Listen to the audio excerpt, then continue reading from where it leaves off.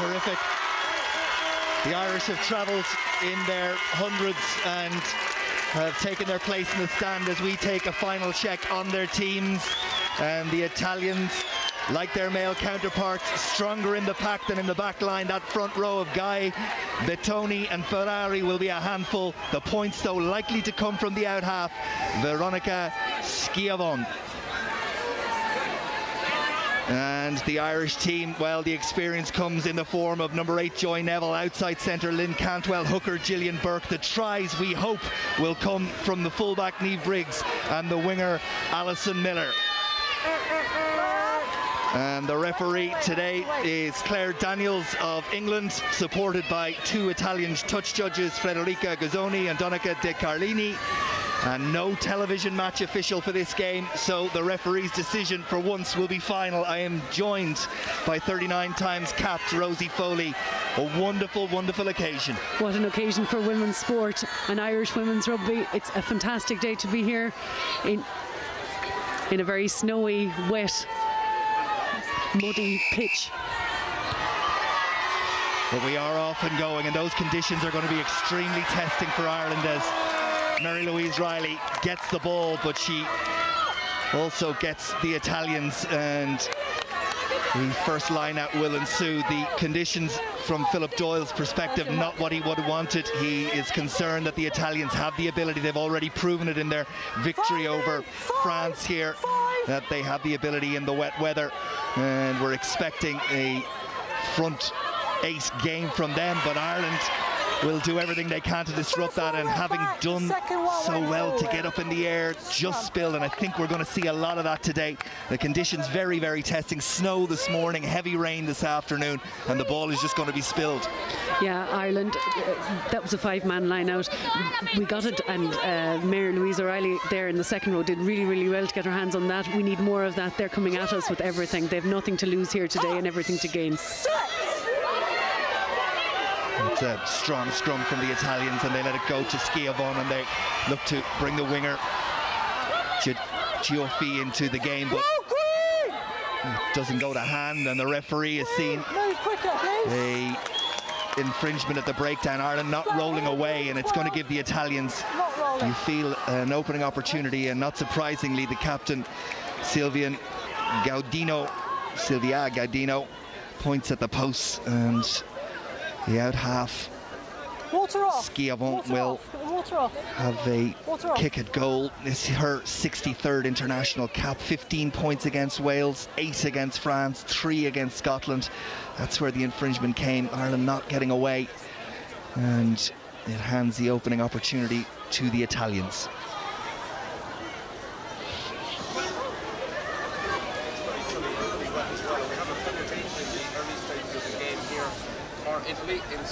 Not hanging around, sends it on its way, and the flags go up at Italy as we approach 2 minutes on the clock, have the early lead, and that won't do much for the Irish nerves. No, Ireland will be very disappointed at giving away a penalty right in front of the post in the first few minutes. Ireland need to just settle down and go through the phases and get back down that pitch and not give Italy a platform. Well, it's not surprising if the nerves are there for this Irish team. We've seen it already this weekend, winning a Grand Slam, whether it be at senior men's international level, under 20 male level, or at this women's international level, is no easy feat, and they have their eye on that prize, but it will be a real test as the Italians gather, and it will be there for Battistini, scrum half, but Ireland in, and the Italians happy to try and drag it forward, but Ireland may well have turned this over. It's in the hands of Muldoon, and they've done well to secure possession. Good turnover. Riley will pick and go. Joy Neville arrives, and ball is secured. And again, taking it on, Muldoon, and then Stapleton, and crossfield it goes, and after it goes Kavanagh, and across comes the Italian fullback Furlan, but that's a decent kick from Nora Stapleton on her 18th international cap, and that gets Ireland into Italian territory. Oh, that was a great steal there. Claire Malaya was right on top of them there, and we need a little bit more of that, and that's great go forward ball now for Ireland, and we need to make it count down here. And Ireland were able to put the Italian line out under pressure the first time. That's the Italian hooker Melissa Bettoni, winning her 9th cap, the least experienced player in the Italian side. They shortened the line out again, and this time secure possession. But the referee says not straight, I think. And we'll go for the scrum. And it gives Ireland a very, very good position inside Italian territory, but this Italian scrum is tough.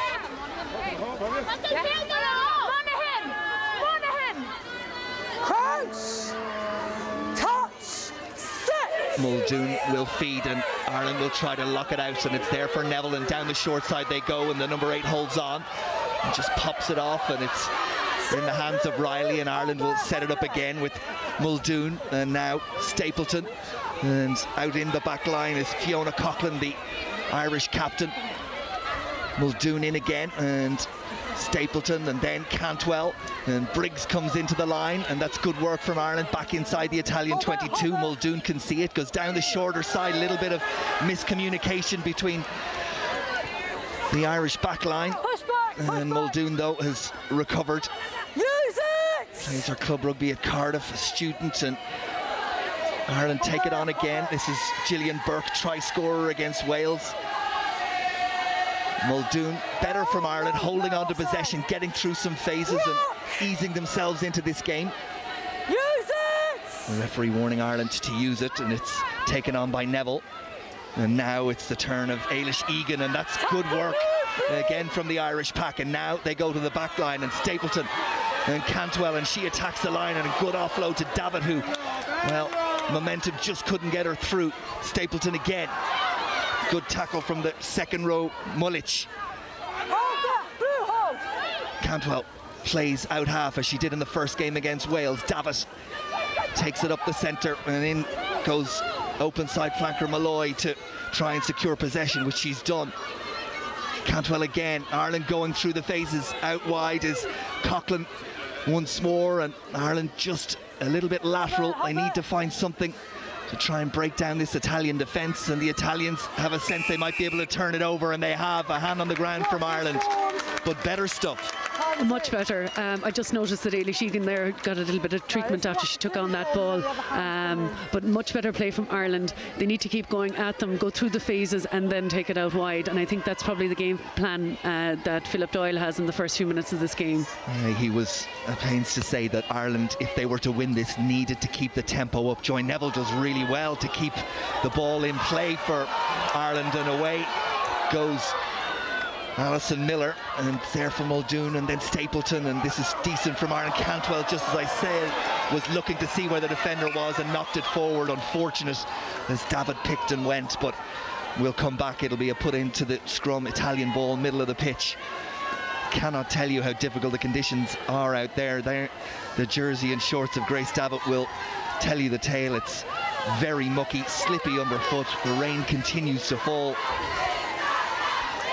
Much better play there from Ireland. Lynn will be disappointed that she didn't get her hands on that ball, but she'll get another opportunity.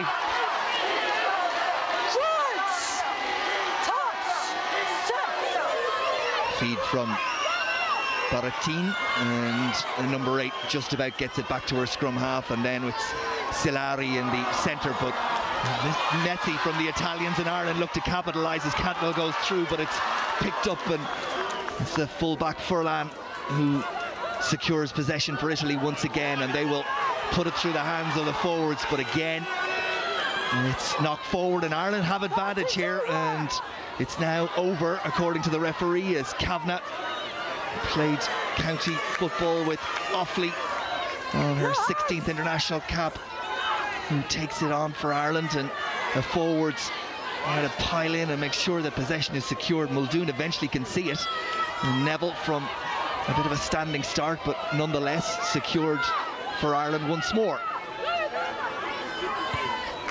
Crossfield kick from Nora Stapleton, didn't quite get the execution on that she would have wanted, and Furlan sends it back. Stapleton scurries back to make sure she's in position. That's off the side of the boot and back into the middle of the park. Furlan And in behind Ireland they try to go, but Niamh Briggs covers across well and decides to keep the ball in hand. She's an elusive runner, as her try tally will tell you. 3 in this tournament so far. That's Kavanagh again, who's seen a lot of ball in the opening 8.5 minutes or so. Ball slowed right down up there for Marissa Muldoon and Nora Stapleton, and she saw a bit of a gap, but the Italians close it off.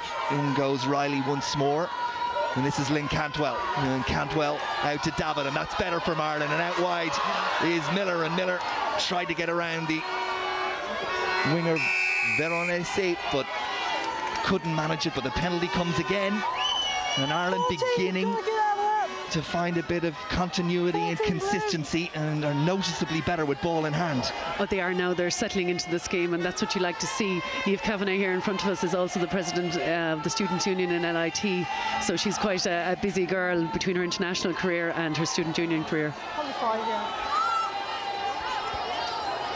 And Ireland, through the boot of Niamh Briggs, will look to send it towards the 22, just short of that. There is Niamh Briggs, 28 years of age, a guard, winning her 32nd cap, 37 points in the competition so far, including those 3 tries.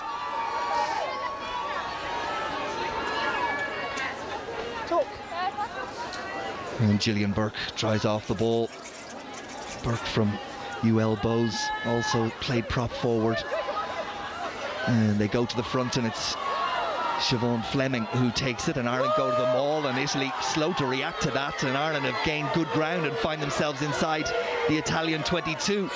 And it's again good work on the second wave, led all the way by Mary Louise Riley. The second row, now it goes to ground, and Muldoon digs it out, and Stapleton and Grace Davitt back on the angle. Davitt in as one of the 2 changes from last week. Malloy doing her final year of medicine at the same time as playing international rugby. Ireland again find themselves on the Italian 22. Can they find a way through the first line of defence? Well, they won't be allowed, because the Italians infringe. It's against 3 blue. Lucia Guy, prop forward, and maybe an opportunity for Ireland to draw level. Yeah, Briggsy seems to be coming up here. She has the distance for this one. Yeah, she's right to go for this. She's currently the leading try scorer with 37 points over England's Amber Reid. So she's kicking very, very well this season. But we better not put the kibosh on this one. And the water off, please.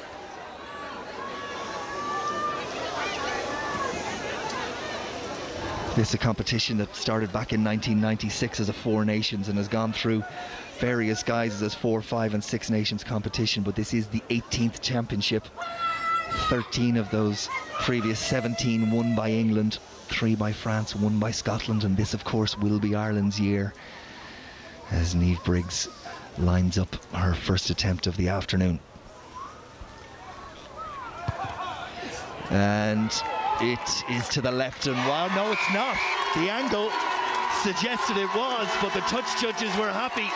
Back in it came, and over it popped, and congratulations to Niamh Briggs and Ireland, who are level. Don't think she struck it as cleanly as she would have wanted, but over it went. Those Gaelic football skills she learned in Waterford when she was playing Gaelic football have really come and given us 3 points here that we badly needed to get this team settled down and get right back up that pitch and get a name on this ball. And the restart comes from Schiavon, and it's back on the Irish side. This is Sophie Spence, who just about stays in field. Muldoon away to Coughlin. Spence slow to get to her feet. Muldoon, that's high into the afternoon sky, and Kavanagh chases, but the Italian scrum half, well, she was fairly buried by a terrific tackle from Eilish Egan. Italians with ball in hand again. Lucia Guy carries. Slow to get there is Baratin, and it's there for Schiavon, and out through the back line with Silari and Furlong, and out on that wing is Veronese. Rock! You! Baratin. Italy a little bit in two minds as to what the objective was. The Irish defensive line up quickly, but the ball still secured, and the pass from the scrum half was not good, and Schiavone did well to just get the ball away and find a little pop kick in behind the Irish defence, and Ireland will get the pull into the line out just outside their 22. Ireland need to keep the contact nice and physical, get nice and low and try to drive them back in the early stages here. It's important to meet them toe-to-toe, the Italians. And they've done that so far.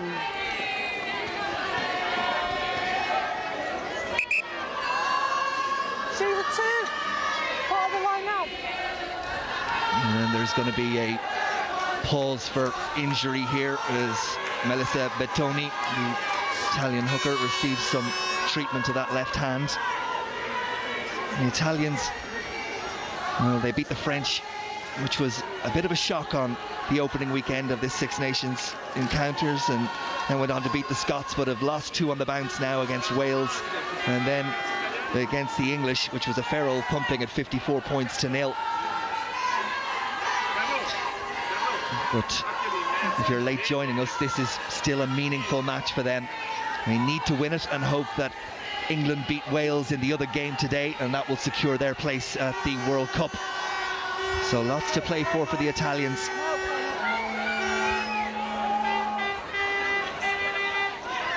Tony continues to receive attention.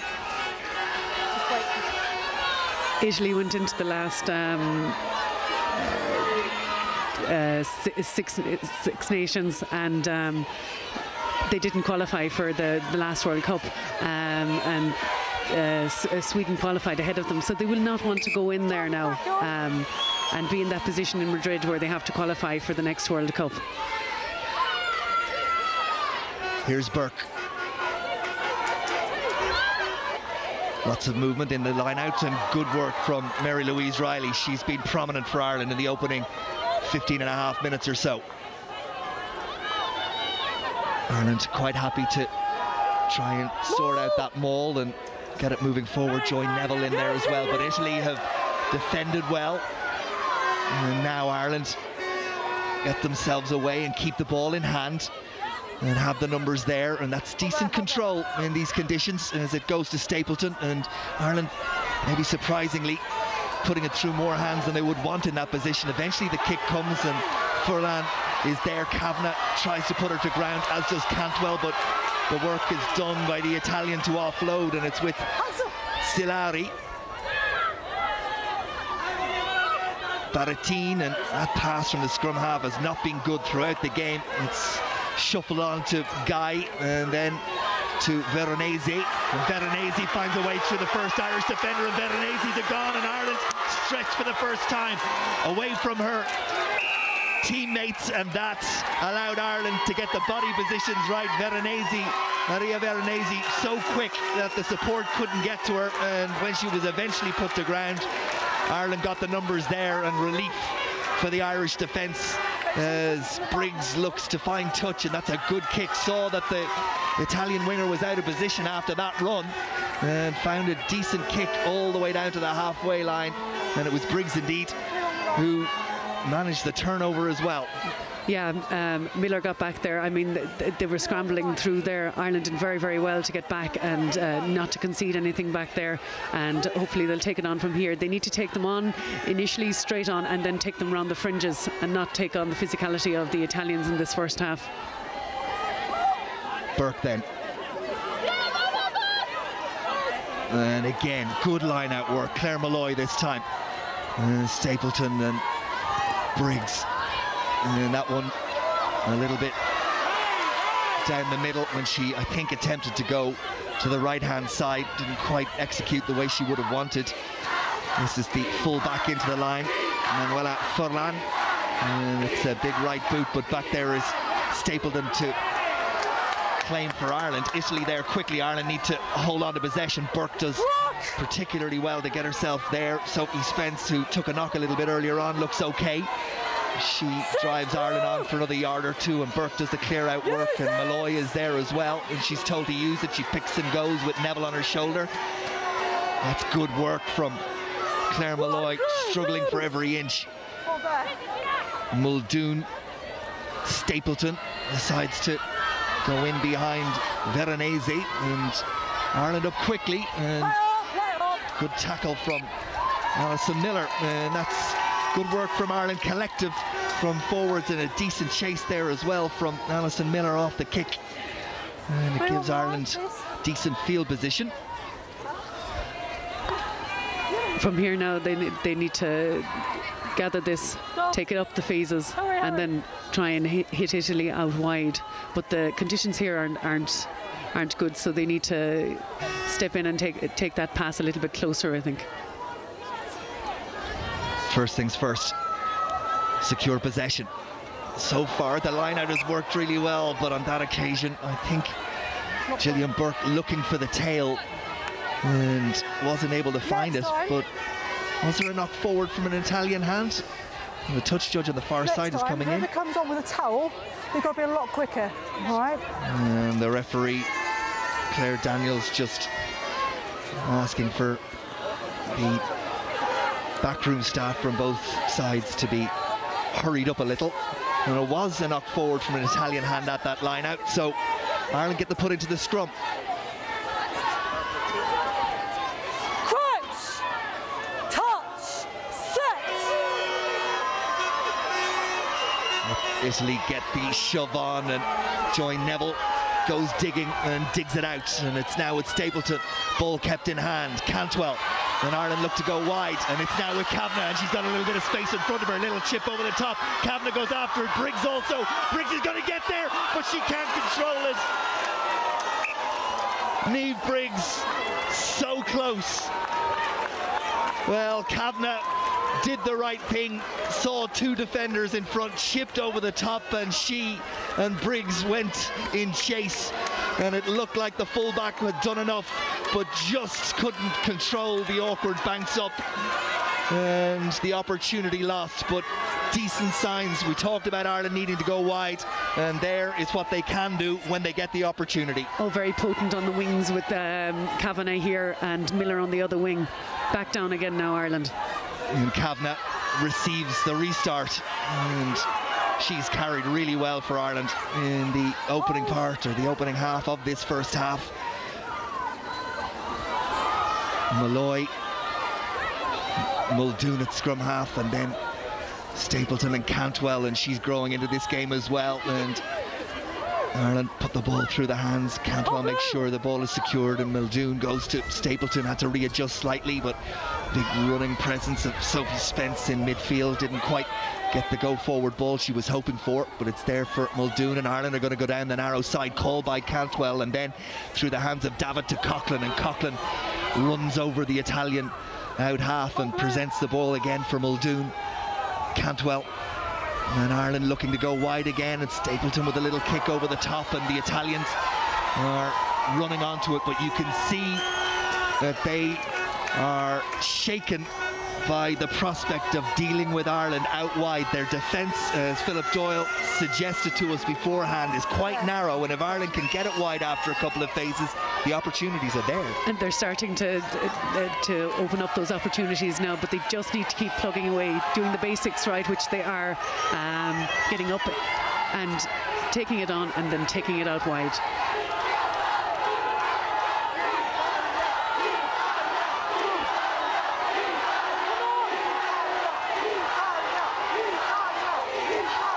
Home crowd get behind their team as Ireland rob one from the Italians. And was there a knock forward? There was again. That's the second or third time that terrific work in the line-out has been undone by what is a bar of soap. That's exactly what it is out there. Ireland are doing really, really well in the line-out, so we'll be very, very happy with the way they're going.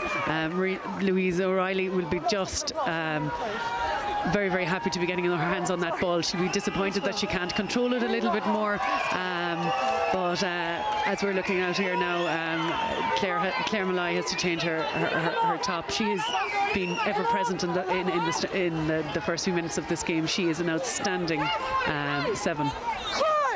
Marie-Louise Riley, you referenced her. She's done terrific work in the line-out. 6'4", played county football, inter-county football for Meath, as so many of the Irish women have played inter-county football. And now there's a hand in there from an Italian. That's a knock forward. Some of the players haven't heard the whistle, but it was quite clear that I think it was the out half, Schiavon, who looked to get away, but knocked forward in her attempt to gather the ball. It was indeed Schiavon. Ireland, nothing to worry about there. Back for the scrum we go. There's no doubt that Schiavon, that lady there with her 63rd international cap, and Furlong, the fullback, are the two that could cause Ireland danger in terms of their attacking ability. That's a better scrum from Ireland, and Joyce Neville, well, Joy Neville just unable to control it, anxious to get away and to try and bring Kavanagh into the game on this near side. The Irish back row have been all over Italy in this first half. They're outstanding. Molloy, Neville back there, and Siobhan Fleming are absolutely. And she looks to draw on, and does, Alison Miller, and Miller gets around Veronese. And Neville there to secure possession, emphasising the effort of the back row, but it's Muldoon who's caught in possession, but Ireland hold on. Cantwell turns scrum half, and now Stapleton, and Sophie Spence again, and that's more like it from Spence. We saw that it could come, and it is coming, and now Briggs, and Briggs steps back inside. Good work from Ireland. Coughlin, the captain, leads by example, head down, takes one or two with her, and it's there for Muldoon, and now it goes to Cantwell, and she's challenging that Italian line, needs not to get isolated, and Muldoon quickly there to ship it on to Stapleton, and out wide it goes once more, and Davitt just can't get her hands on it, but it's knocked backwards. Referee happy to let it continue. Ireland need to secure possession, and they do just about. Burke bravely to the ground. Claire Molloy there also. Molloy, okay, back on her feet, and the penalty goes Ireland's way. Scrappy, but good scrapping from Ireland. And off their feet at the breakdown. And is this within the range of Niamh Briggs? Well, the pitch condition out there is not good for that foot. So whether she'll go for the post or not, I'd be surprised. I'd say she'd probably go down the line. Now, there was a little conversation while you watched that replay, and the decision is to go down the line. Briggs taking no chances, getting played just outside the 22, but she's been terrific when given a bit of space, Niamh Briggs. And you feel if Ireland can find ways of bringing her more and more into the game, the opportunities will come, and she will take one. Absolutely outstanding player there, and is deceptively fast and has a boot to go with it. Burke then.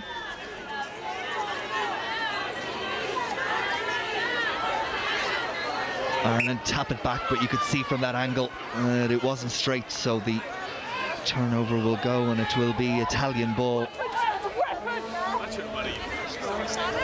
Italians have never won 3 matches in the Six Nations, beaten France and Scotland already, and only the one win over Ireland at senior international level, that back in 1997 when they won by 13 points to 5. But between then and now, they've been quite tight games. No doubt. It's a better scrum from the Italians, and it's the scrum half, Baratin, who clears it, but Briggs is back there. And it's a good kick and chase from Niamh Briggs, and almost able to secure possession, but the Italians got a hand in there, and then two of the Irish players offside. Gillian Burke, the one who's penalised.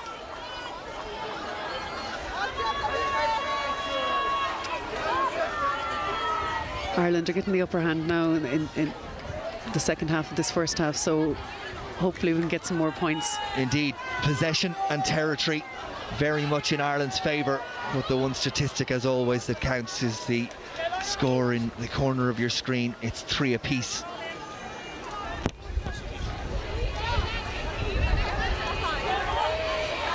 temperature noticeably dropping, and the wind beginning to get up as another wave of heavy showers comes in at Parabiaggio, just outside Milan.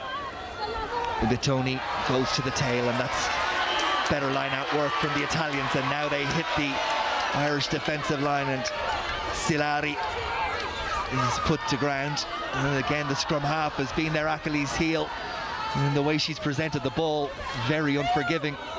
Ireland competing at the breakdown, but it's there for Baratina now. It goes to the number 8, Flavia Severin, but she knocks it forward, and it's picked up by Cantwell. The advantage is there for Ireland, and they'll take it. Nowhere for Cantwell to go and get the put into the scrum.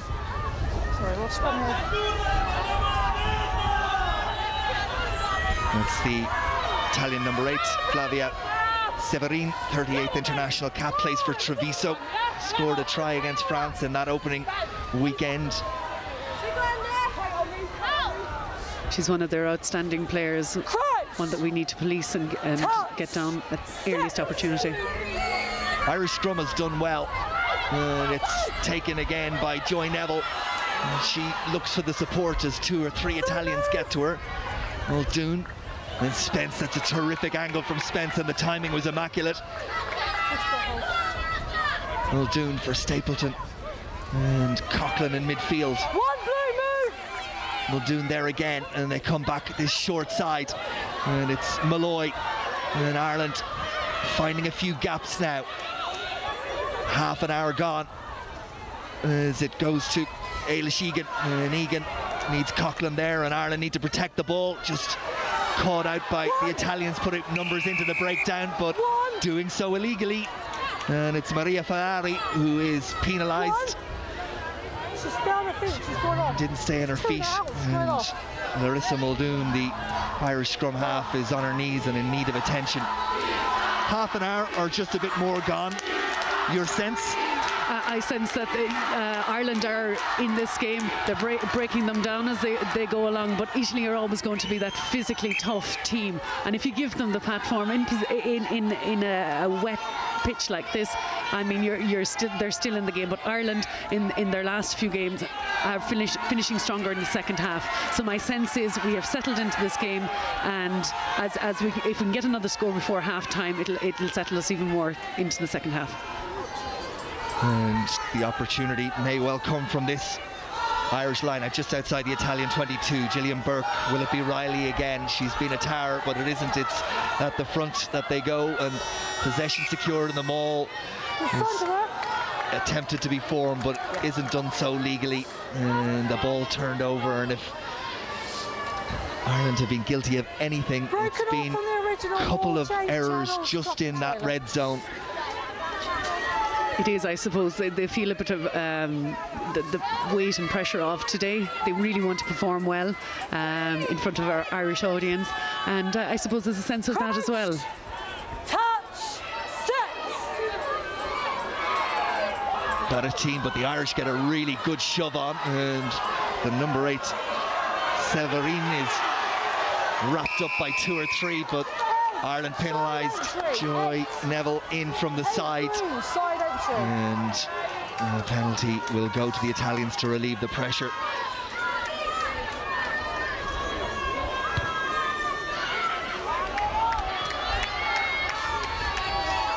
green, side entry. Take the line, please, group. Eighth green, side entry. On the line. Fiona Coughlin just checking with the referee the reason for that last penalty. The Italians get the put into the line out, and the crowd on their feet again, urging their team on right in front of us here in the stand. Really decent crowd on this side of the pitch. Bettoni, and that's not won by Italy, and it's mopped up again by Claire Malloy, the Sevens captain. Stapleton, Davis. Ireland quickly there, ball cleared, and so it's Stapleton again, and Cantwell got Briggs outside, and also Miller, and Miller away and running, and it's the outside centre Silari who tries to rob the ball, but Ireland hold on. Stapleton threatens the line once again. Ball needs to come quickly. Italy dragged one way and the other defensively, but it is slow ball. Joy Neville is going to try and get going from a standing start. Italy try to hold her up and rip the ball away, and it's with Barattin, the scrum half, and Ireland not defensively set and have to scramble back. The Italians come through quickly, but Miller is away, and off she goes. Needs support, and it arrives. Good work from Alison Miller. Use it. Ireland back and organised, but have got to start all over again from their own 22.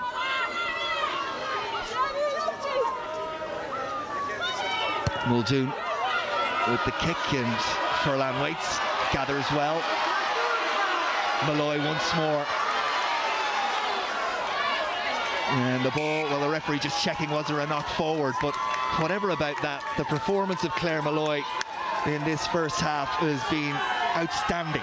Oh, she's a quality class player, and to think that she's actually studying her final year of medicine as well, and heading out on Tuesday to Hong Kong to play and captain the Sevens team is just phenomenal altogether.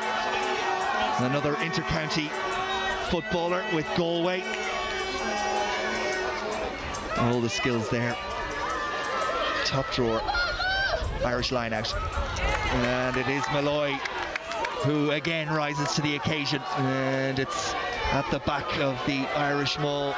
They are beginning to stamp their authority on this, and as if to prove the point, the maul edges forward and Neville breaks away as the Italians feel they've countered, and Muldoon will dig it out, and it's back with Briggs, who sends one for Kavanagh to chase, and she almost had, but it was just there by Juffy, the wing for Italy, and then Ireland penalised at the breakdown again, not rolling away. They'll be disappointed with that. Niamh was very close to getting that. If she can get that ball in hand, then nothing will stop her.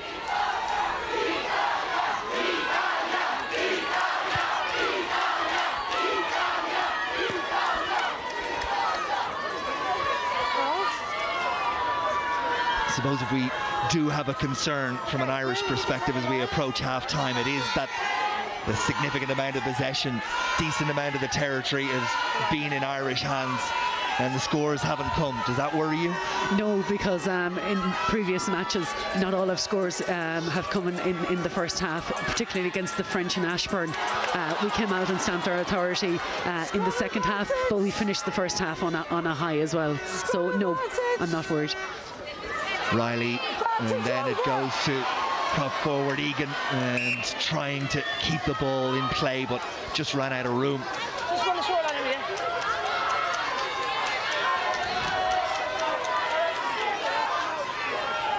Ireland need to get up here now and keep contesting this line out. Yeah, inside the final 4 minutes of the first half.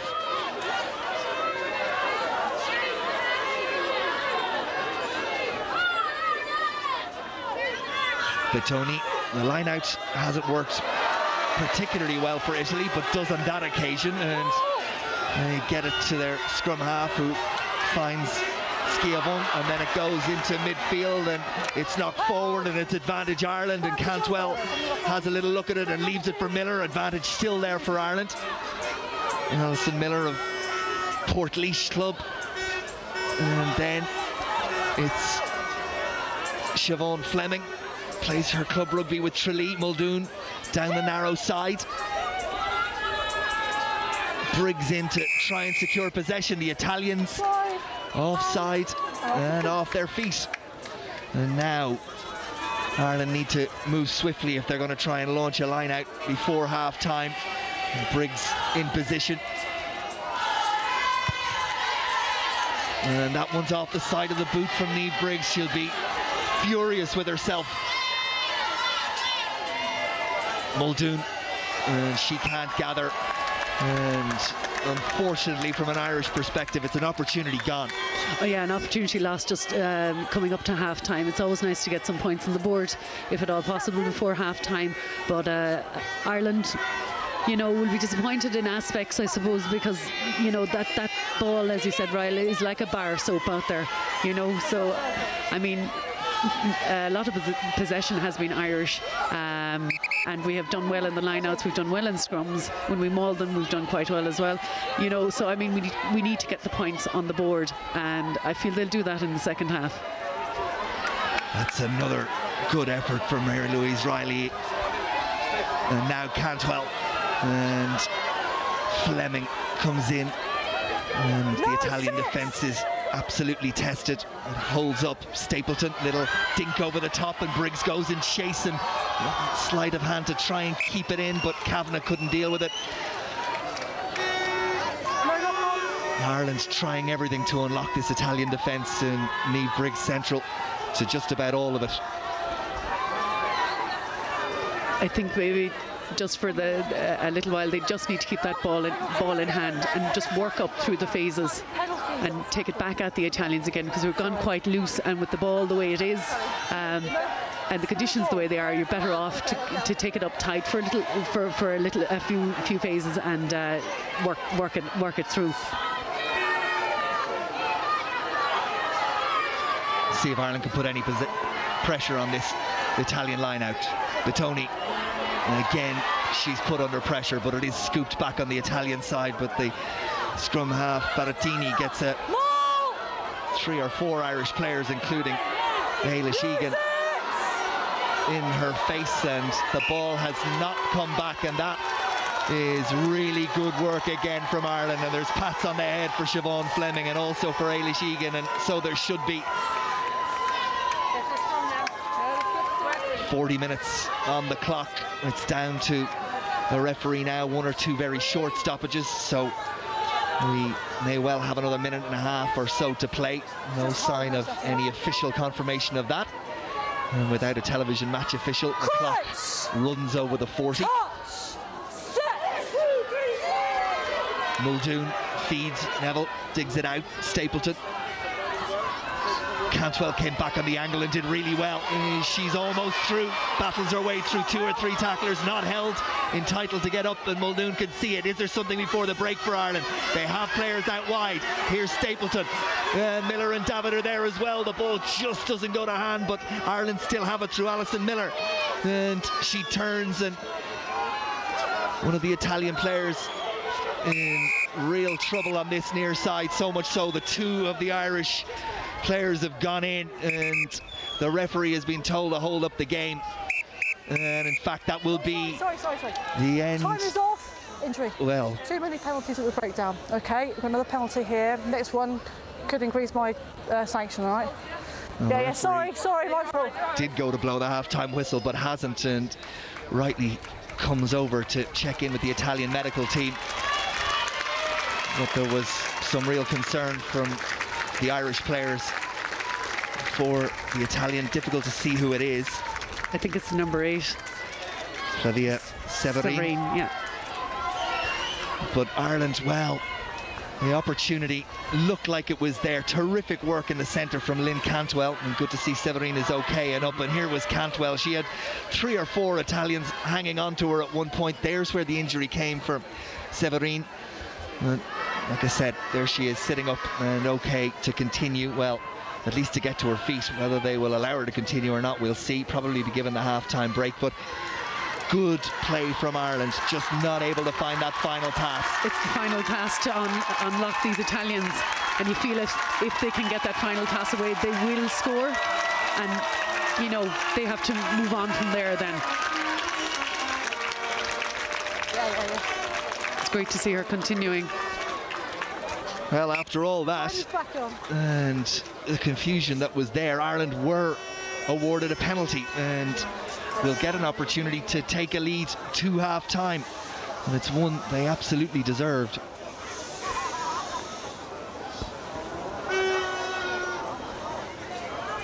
Briggs it is.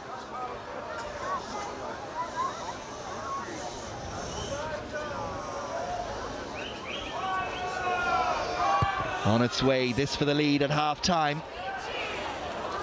And this time the touch judges flags stay down, and that is the last action of the first half. A first half that has been professional, it has been committed, and the Grand Slam is still very much there, but there is work to do. The half-time score just outside Milan is Italy 3, Ireland 3.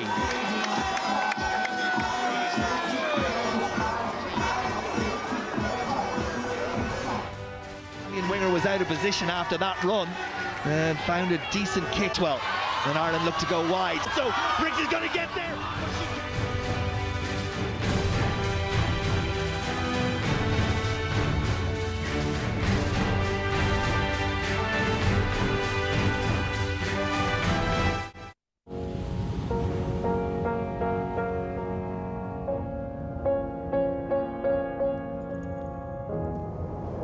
I think it's human nature to want to explore.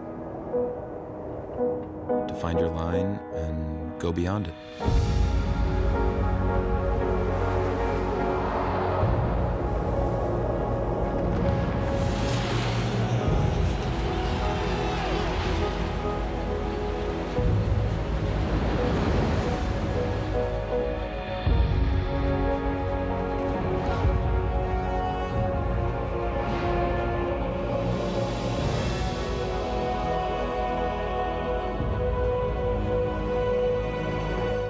The only limit is the one you set yourself.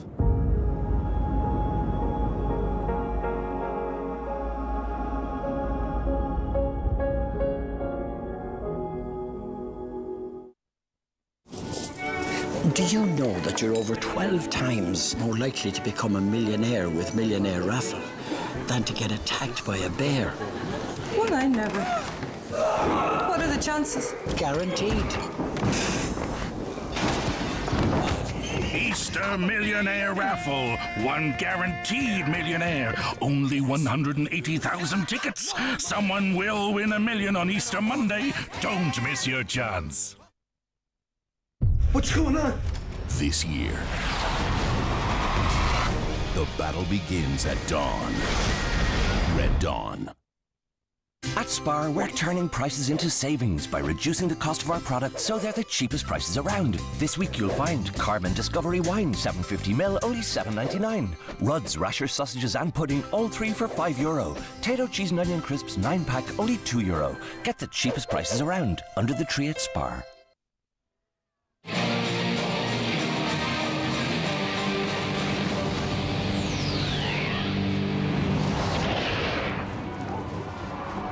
The Grand Slam still in the balance for Ireland, all square over Milan, 3 points apiece. Niamh Briggs with the only penalty for Ireland so far. Very difficult conditions though. Sarah Jane Belton and Frankie Sheehan with me this afternoon. Frankie, 3-3 at the break, but there have been chances for both and there have been positives for Ireland in that first half. There certainly has been. I mean, if anybody thought this was going to be one-way traffic, they've another thing coming to them. This Italian side have come out and just got it into Ireland's faces, disrupted at every opportunity, and they've played the conditions quite well. And, you know, there have been a couple of positive clips, all right, going through that first half. In particular, I think the line-out Ireland have certainly got stuck in. Here you see it here. I mean, it's a great take there by Siobhan Fleming. Playing the conditions well. I mean, you can't do a whole pile here. They're getting great length in that maul. If you see it, there's good organisation, there's great communication going on there. They're rolling it around nicely. They're trying to keep the ball to the back. And you just see it here from pressure, but they do get a penalty from that play. And here's probably the best part of that game. Great play here by Briggs, lovely hands out to Kavanagh, and great little chip there by Kavanagh.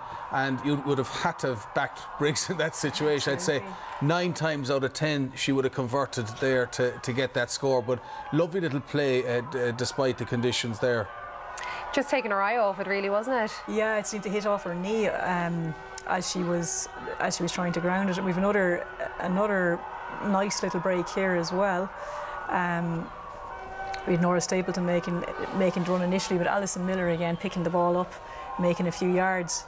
And I know, Alison Miller, you noticed throughout that first half that they seem to be targeting her, the Italians. They do, yeah. I mean, she's played so well. 5 tries in 5 games. You know, you'd be a fool not to have picked that up and try and target her as a player to try and man. But it means that there is space somewhere else if they're man marking her. And most times when she gets on the ball, there's at least 2 players on her, which means there is a gap somewhere else. And it's up, I suppose, to Philip now to try identify that.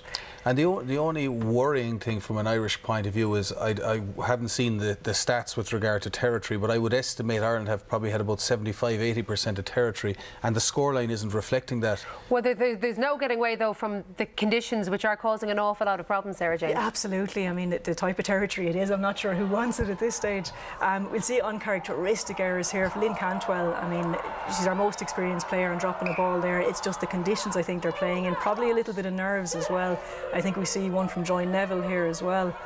Another, just a knock on, you wouldn't expect. That ball is like a bar of soap out there, and the pitch also, it's slowing us down. It's the Italians are doing very well. They're getting up in our faces and they're forcing the errors. Yeah, and I think the other thing you have to give credit to is this Italian side. We've watched their defence, and when the conditions are like the way they are, it allows Italy to get up quicker into the Irish faces, and that forces a lot of mistakes, and that's what they've been doing very, very well. OK, well, it is all square at the break. The second half still to come.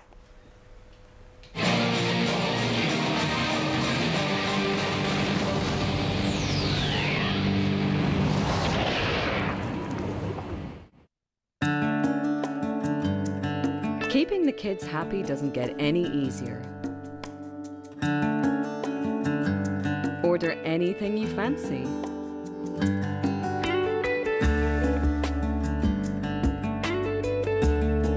Relax any way you choose. Is there any better way to explore France this summer? I've traveled every road in this land. At Walkers, we believe in seeking out the very best. That's why we've now searched far and wide to find delicious ingredients, like crumbly Somerset cheddar for our cheese and onion. I've been everywhere, man. I've been everywhere, man. Cross the desert, bare. Giving our crisps the great taste of Walkers. On travel, I've had my share, man. I've been everywhere.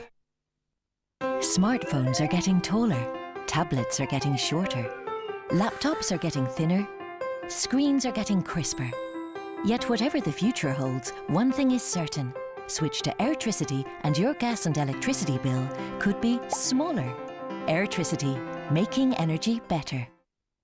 Want broadband speed that's second to, well, none? UPC gives you 50 meg fibre power broadband as standard, guaranteed.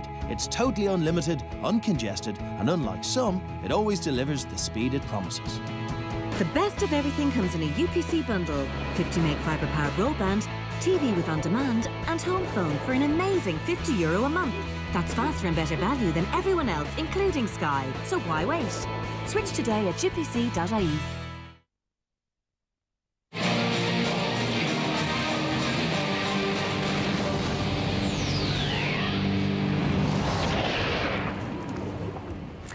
Ireland's women need victory over Italy this afternoon in order to secure a very first Grand Slam, and it's 3 each at half-time. Bit nervy in that first half and poor conditions as well. Sarah Jane Belton, Frankie was talking there before we went to the break about how the Italians are coming up very, very quickly. It looked in many ways like Ireland were nearly prepared for that. They're doing an awful lot of kicking over the defence. They are, yeah. It's at times working, at sometimes being a little bit ineffective. So I think it's something they need to be looking at now at half-time. In terms of a game plan, is it the right tactic?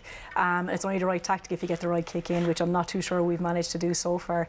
But yeah, the Italians, certainly off first and second phase, they're really getting in our faces and it's causing problems. And actually, the reason the kicks aren't working is possibly because of the pitch. It's so, I mean, I know there's a lot of rain, but it seems to be very, very mucky, even more so. You'd expect it to have soaked up that rain a bit better than it has done. Yeah, well, at times in a game like this, you can do more damage without the ball than with the ball. So I would be encouraging them probably, and Sarah Jane is right, I mean, to keep the ball behind them, but keep the intelligence of those kicks behind them. As my old coach in Cork used to say, Packy Durham, simply right. I mean, when the conditions are like this, you've got to play the ball, keep that territory going, and force Italy to make the mistakes. Kick it into the corners, because Italy can't win their line-out anyway. They're losing all their line-outs. Yeah, that's right. And you can see when Ireland do get behind them, we're well capable of throwing the ball around and actually making those breaks. There's been some fantastic running out of individuals and some really nice offloading considering the conditions. So I think if we can manage to do that, get the tactic right, as you say, I think we will break them down. But this is typical of the first half of a game in Italy against Italy.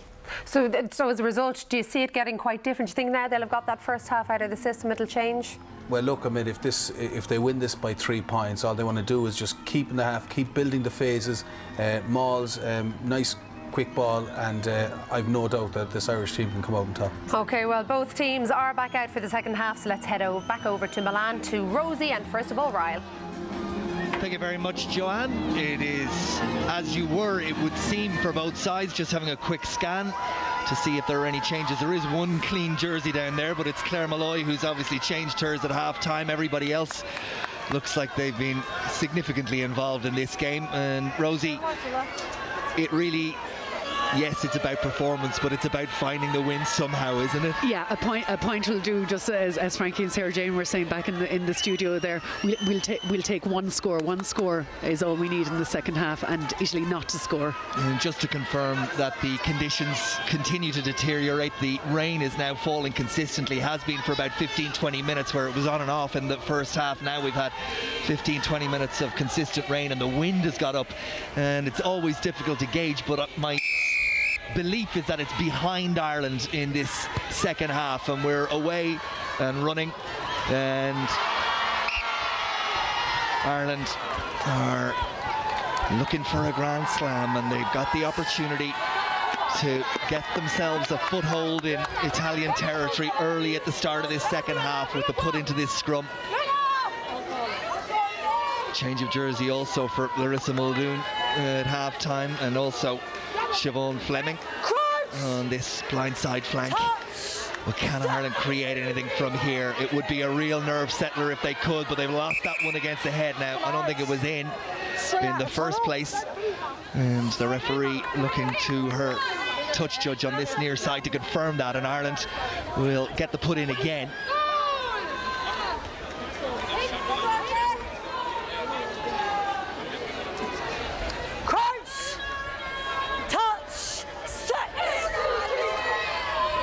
Muldoon's feed, and it's again a good scrum from Ireland as Joy Neville controls it at the back and then picks and goes, and Muldoon will feed Stapleton, and there's a bit of movement in that back line, but it doesn't go to hand, and Cantwell has to dive on it to secure possession.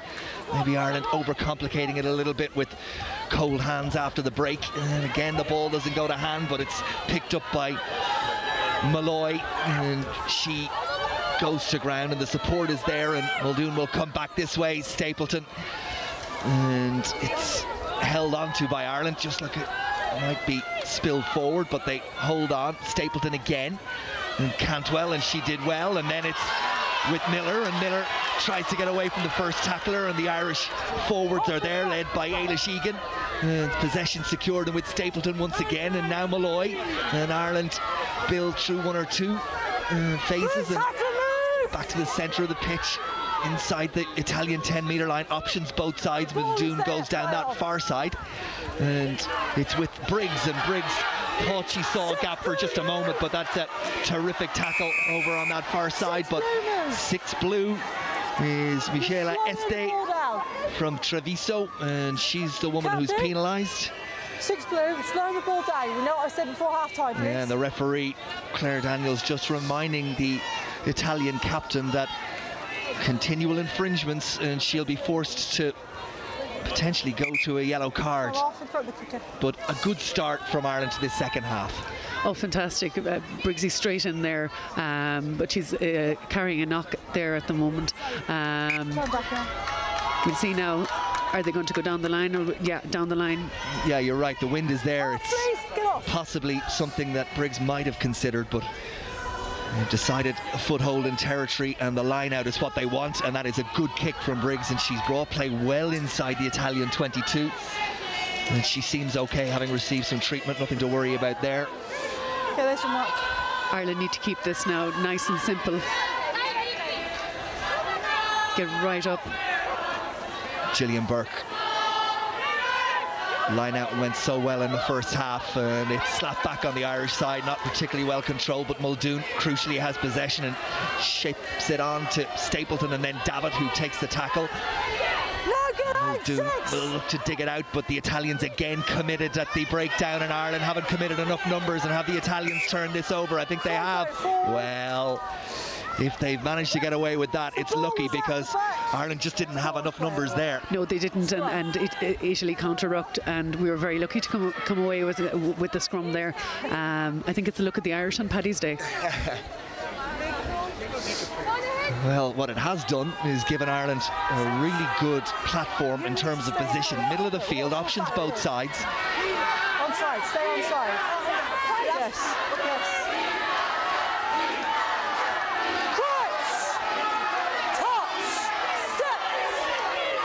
Muldoon with the feed again.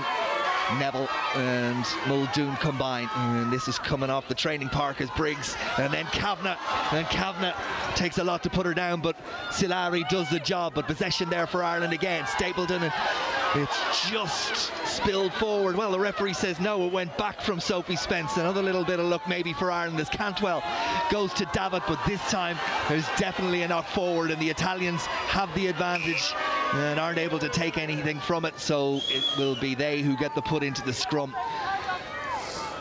It's just the problem, and Ireland knew it coming in today, Rosie, that the game is to spin it wide and to use the pace on the wings, but it's just not a day to be able to do it. No, in other internationals years back, probably when we were playing 10 years ago, our game plan would have been similar to this, up the jumper style rugby, and forwards doing all the work, and then give it to the backs at some stage when you get down the park.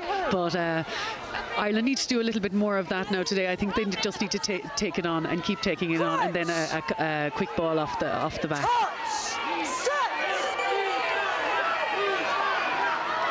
Baratin with the feed.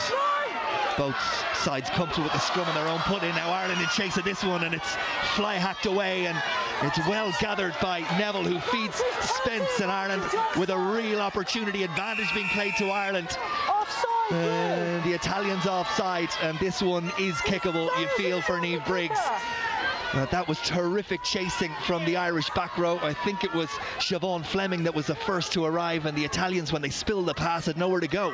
They had nowhere to go. It was a great take from Joy Neville on her knees there. Oh no, Briggs is going for down the line. Well, Briggs clearly feels, along with their captain Fiona Coughlin, that they have the ability in the line out to secure possession. It's a brave call. Conditions not conducive to place kicking, no doubt about that, but you felt that one was well within Briggs's reach, and they have gone for the corner. 7 metres short of the Italian line. Gillian Burke and the Irish line out. Riley moves to the front, and it's Riley who's found, and it's down, and it's there, and Ireland works something off the front, but Molloy is put to ground. Now they need to control it, and they haven't, and Stapleton picks it up, and the Italian defence rushes at her, but Nora Stapleton holds on to possession for Ireland. Use it! Ireland being warned to use it, and as Rosie suggested, they're keeping it tight on this occasion, maybe trying to punch some holes around the fringes of this ruck, and that's exactly what they do as Eilish Egan goes on a run and gains a couple of yards. And again the penalty comes, and it's another infringement at the breakdown, and I think the referee has lost her patience. She has, and the Italians are down to 14, and not absolutely sure who it is that they've sent to the bin. I think it might be the prop forward. Is it Lucia Guy? Yeah. It is. And not surprisingly, well, if Briggs felt it the first time, you keep going. You keep going down that way. You've set out your stall now in the second half. You've gone to the touch. You keep going down the touch until you get a return for it. So the advantage of the put into the line out. The advantage of 15 against 14. Almost 8 minutes into the second half. A seminal moment in this match, you feel, as Ireland secure possession and go to them all. Now it's about control, it's about patience, it's about the body positions being right, and Ireland feel that they have it, but The ball is down and now it's picked, and Egan gathers a yard maybe, and they're going to bash their way towards it. It looks like the pack have decided they're taking this one on, and they eke ever closer, and encouraged to do so by Muldoon, and it's a pick and it's a go from Sophie Spence, and she's dragged down maybe 3 metres short. Joy Neville in to make sure possession is there for Ireland, and on Ireland go again, a metre short now.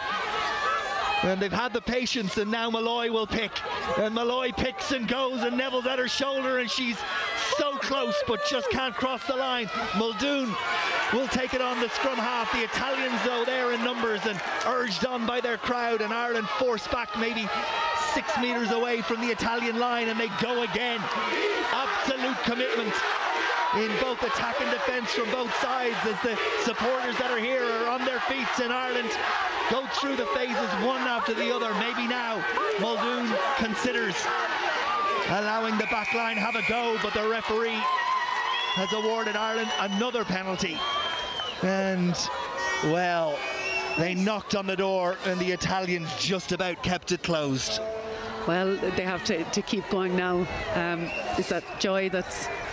It does look like it's Joy Neville who's slow to get to her feet, and the penalty, well, Ireland have pointed to the posts as Joy Neville receives treatment. Niamh Briggs is going to take the 3 that are on offer, but it was really, well, it was just hard graft, wasn't it, from the Irish around the fringes, but credit to the Italians. They absolutely stepped up to the mark. They will, but at least hopefully we'll get some return and a reward. And remember, for the hard work. 15 against 14, and will be that way for another 7 minutes as Briggs lines this up. This to give Ireland the lead.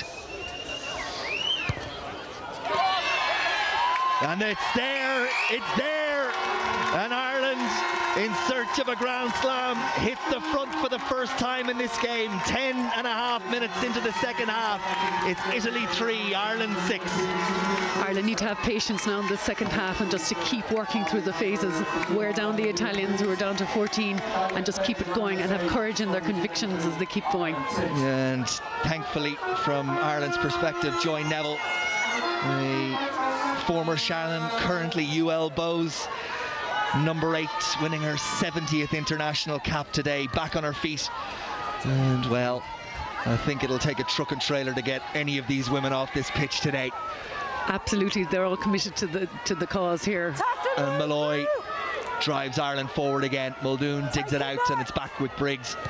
And her big right boot is sent downfield, but it's the number 8 Severine who's there, and she uses that considerable bulk to drive at the Irish defence, but good tackle from Sophie Spence. And now the Italians with a rare foray into Irish territory, and they put it through the hands, and it's Veronese over from her wing who makes the ground. Cantwell makes the tackle. It's there for Barita, and it's touched in flight, says the referee, and Joy Neville claimed it, and it's knocked backwards, says the referee again. So Ireland have possession, and they seem to have it under control as Muldoon goes for Stapleton, and it's then with Briggs, and again she's asked to hoof it downfield. Furlan is one of the Irish players out of position, and that's a testing kick for Briggs to deal with. She did well, and now finds the safety of touch, but the Italians, well, we wondered would the heads go down as Ireland continue to batter away, but there's no question with the attitude that they've shown from the restart that they're back in Ireland's faces again.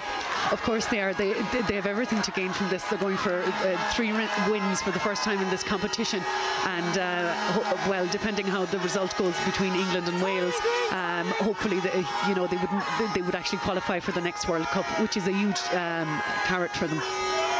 The use of the bench will come into play. Do you expect Philip Doyle to do that, or would you feel under these conditions that it's going well from an Irish perspective, or do you look to fresh legs?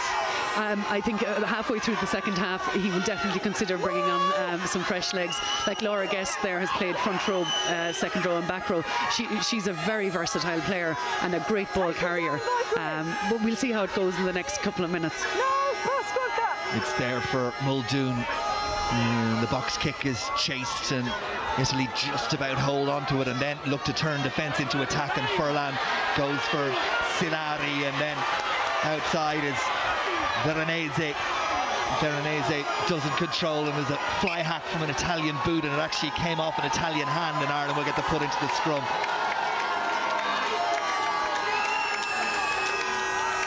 There is Maria Veronese, made a clean line break in the first half that had Ireland scrambling. It really is the only time that the Italians have threatened the Irish line.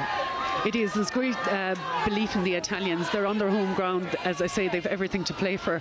But I do expect Ireland's defence is absolutely superb. I expect them to keep their defensive line and to not let the Italians come at them. I would think that Ireland will take it up through the phases, and again will try to get it out wide and try to bring the 15 versus 14 into play. We still have another 3 minutes on that sin bin as the Italians are forced to make a change.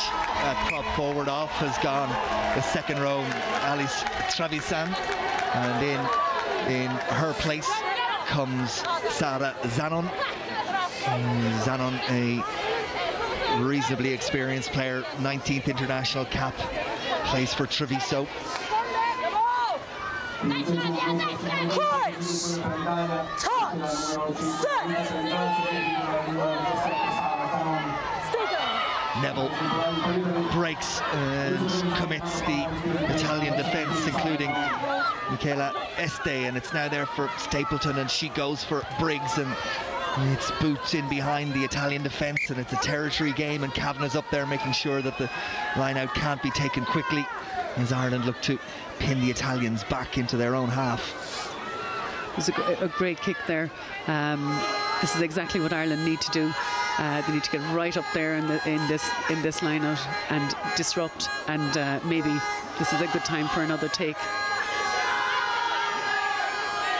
Well, the Irish bench have done their warm-up and they've been called back en masse by the management team. As the Italians, well, that's not straight, and that will be an opportunity for Ireland on the platform again. They'll go for the scrum. There's great pressure there from Ireland, and that foundation was laid down in the first half of this game. So Italy are shaky in the line out. They're also down a player, and it's great pressure by Ireland. Now we need to get another score on the board, if at all possible, before that clock runs out. You feel that with that one-woman advantage, they need to try and force it home, give themselves a little bit of breathing space. The tightest of margins as Neville goes on the short side, and Muldoon is there, and Kavanagh at pace, and Kavanagh's almost away, and she drives the legs on and is put to ground by Este. Is possession secured? Ireland need to make sure they deliver the numbers, and they have, but it's not controlled. And Malloy, well, took her a couple of bites of the cherry, but they have it, and Ireland drive on again. It's Claire Malloy who goes straight forward, as does Dalish Egan, and the ball presented again. Burke protects it, and it's with Stapleton at out half. Now what can Ireland create out wide? Oh, Cantwell was looking for the pass before she'd had gathered the ball. It didn't stick. It's knocked forward. It's Italian ball, and it's now with Silari, and she can't find her player out wide, who was Furlan, and they knock it forward. So was the advantage over? It looks like it was. And Ireland will get the put in to the scrum. We've seen advantage go on for longer than that. We'll take any bit of luck we can get here. Italy are doing a superb job at disrupting us at rough time there. We're not getting any quick ball away, which means we're not getting any advantage in the backs there. I mean, we really need to get in there and clean those rucks out. Well, the Italians are going to be restored to their full 15, and the touch judge and referee just communicating to confirm that that's okay. And it's the substitute who came in, Zanon. Yes. She goes, back comes Lucia Guy. There she is, the number 3, and also the second row, Alice Travisan. There's a change coming for Ireland.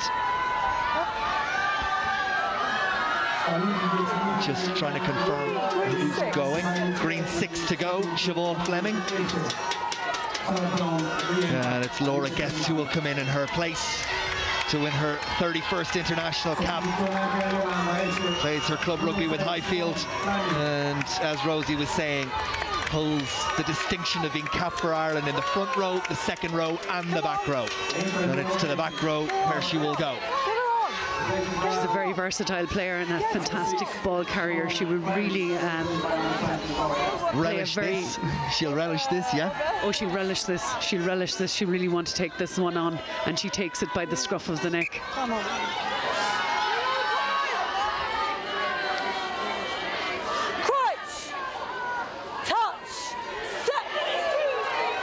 We approach the halfway mark in the second half as Neville and Muldoon and Stapleton find their way to midfield, and in comes Alison Miller, and Miller goes to ground a couple of times. It's looked like the Irish wingers might just get away. Here is Laura Guest, and Ireland quickly there, and once they're quickly there and pick and go, they really do test the Italian defence. But then the error comes, and it's a knock forward, and all that good work and that hard yards gained have gone. Advantage over, says the referee. The Italians have the ball there for Schiavon. Over the top with the kick, but Briggs, well, she was extremely well positioned. She got herself there, and she drops the head. Just had a little look as the Italian attack came at her to see where they were, and just don't get a second go at it in these conditions. No, you don't. Italy are coming at us now with everything they can possibly give us.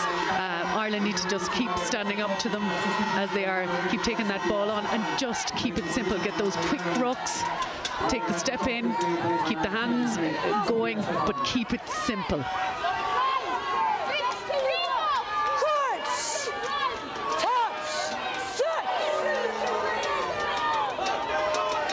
And Ireland, have they won this against the head? Well, the penalty is theirs.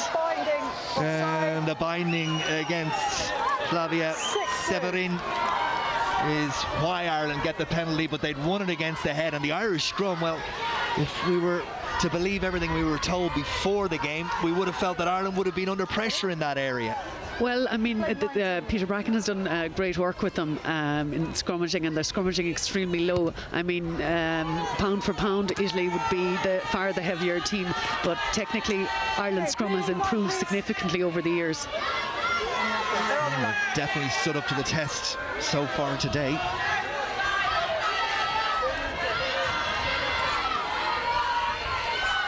Ireland have had most of the possession here in the second half, and they need to make a little bit more of it pay. Gillian Burke to the Irish line out, and up again goes the tall figure of Mary Louise Riley. It not controlled particularly well at the first effort, but Ireland have possession. They go to the maul, and now it goes to ground, and they need to let it come out quickly or it will be turned over. It is there, it's Muldoon, and then it's Guest who gets a yard forward. The ball isn't controlled, it's back on the Italian side, and Ireland all of a sudden find themselves stretched a little in defence as it goes through the hands, and it's with Zagaroni and then her partner Solari in midfield. The Italians get an opportunity to get in behind the Irish defence. Cantwell manages the post at the ruck and looks to drag her woman to ground, which she does. The Italians, you feel, are growing into this one again, and it's taken on by Guy. Ireland now being defensively tested.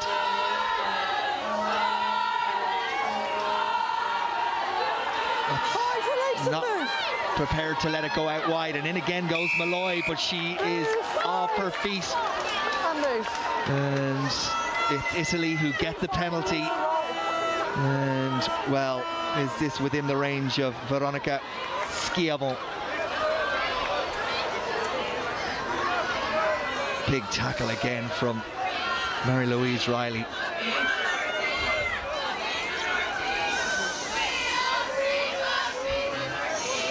Water off.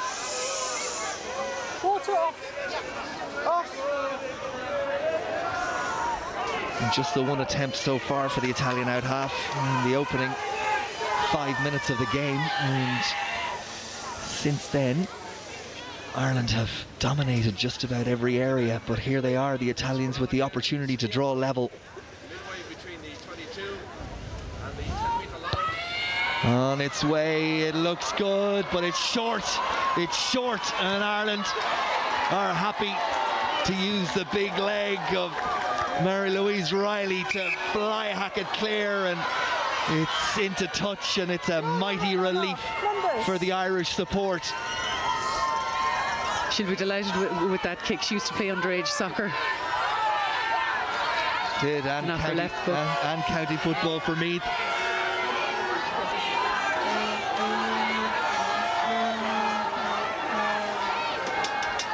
Ireland need to get up there now and disrupt this yet again.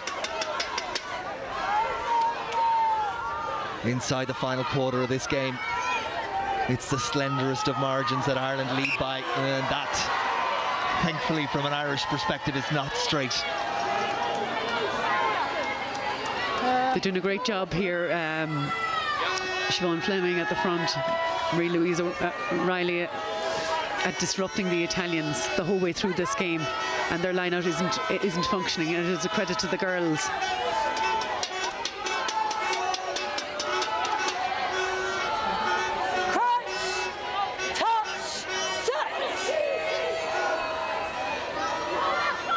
Feed from Muldoon, yet again up pops the blonde head of Joy Neville, drives Ireland forward. Stapleton drops it, but it's knocked backwards according to the referee. And that's a let off, I have to say, from this part of the ground. What we saw, it looked knocked forward, and the Italian support are not at all happy. And the kick is not controlled by Furlan, but she does have support, and it's Italy who have possession. Ireland mightily relieved though. Coughlin makes a nuisance of herself in the contact area. Ireland catch Italy well behind the gain line. Another good defensive effort. Schiavone with the kick. David waits, and David collects, and if she can let it go, well, Stapleton maybe just put her off slightly, but it's in the hands of Alison Miller, and Miller is away now. She has support. Cantwell is there, but the pass doesn't come, which is unfortunate, but Ireland still have the opportunity. And at the breakdown, they're penalised, holding on. And Alison Miller and Cantwell, well, the chance was there. Miller broke the Italian defence. It's been so hard to do, but just didn't see Cantwell on her inside or outside. No, and couldn't get that ball away for you. Just felt that if they could release Cantwell there, that the Italians were at 6s and 7s, and we could have come very, very close to a score. So we're incredibly disappointed. But the girls are playing. They're playing well, but as we say, that the last pass is just going astray for us. I still feel that we'll keep taking them on. The Italians will grow, and as we say, we'll keep coming back at us once we haven't a good lead. But I really, really hope that we keep this up now for the next few minutes. Changes for Ireland as Gillian Burke and Ailish Egan go, and it means that Lauren Day and is it Fiona Hayes that's come in? Stacey Lee Kennedy, well, just Stacey Lee Kennedy, in fact it is, and that in your picture is Lauren Day. Riley. Hold, Blue, hold!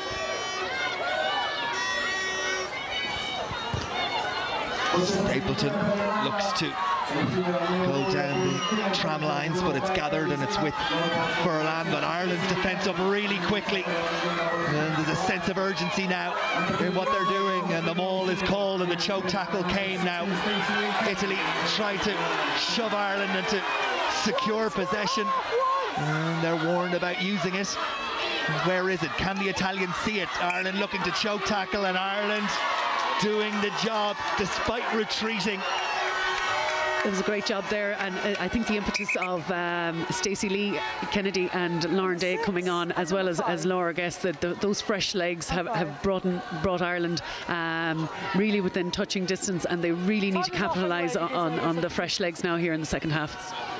And you could see the Italians were doing everything they could to keep the momentum of that maul going forward, but they were never in control of the ball. Ireland had the numbers in there and did enough to turn it over, and they will get the scrum as Fiona Coughlin receives attention, and the Italians make a couple of changes. Their second row, Alice Travisan, is gone, and also the blindside flanker, Michaela Este, and in their place comes number 19, Cecilia Zublanet, and also number 20, Elaria Abjite.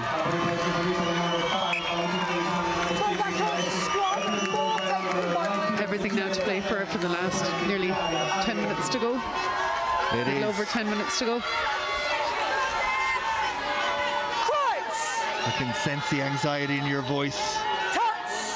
And why wouldn't it be? Ireland on the crest of something very special in women's rugby. And they need to play the game down there where Stapleton is gone, and it's in behind Lauren, and it's been chased feverishly by Cantwell, and it'll run behind the try line, but that's okay. It keeps Italy down inside their own 22, and we head towards the last 10 minutes. That's where we need to be. Keep them down, keep them pinned inside their own 22 and force a score.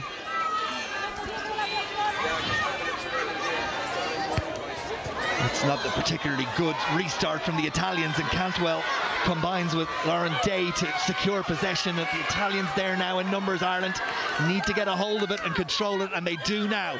Here's Stacey Lee Kennedy, and she uses that considerable strength to push 2, maybe 3 Italian defenders away, but very quickly the referee makes the decision that Ireland holding on the ground, and then awards the penalty to the Italians.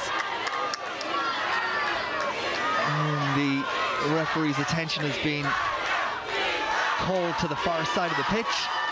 And looks like there's going to be another change for the Italians. And it's number 2 who's gone, the hooker Melissa Bettoni.